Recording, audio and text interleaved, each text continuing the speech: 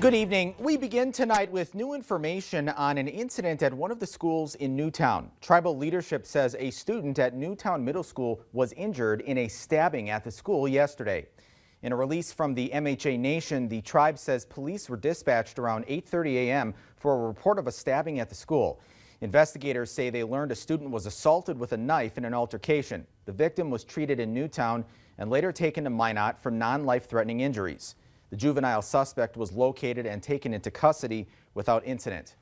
Now, in a release to parents and guardians, the school district says they went into a lockdown and called police and say that while they recognize the importance of keeping families informed and being transparent, they are respecting the privacy of those involved so as not to compromise the investigation, adding, quote, "Rest assured, we are working closely with the authorities to manage the situation and will provide updates as more information becomes available and can be shared."